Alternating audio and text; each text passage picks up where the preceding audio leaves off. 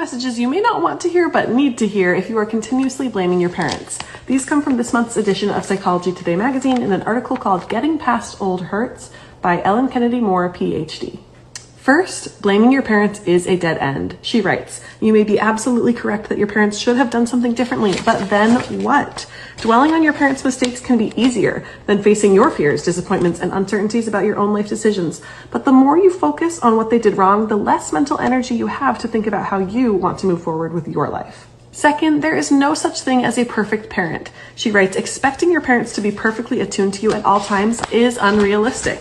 In fact, parents are just ordinary people who happen to have had children." Third, my favorite, the context matters. The context encompasses the stresses and resources they had at the time, including their own upbringing. It's harder for parents to respond in healthy ways to their children if they have no model of how to do so because they never received caring responses from their own parents.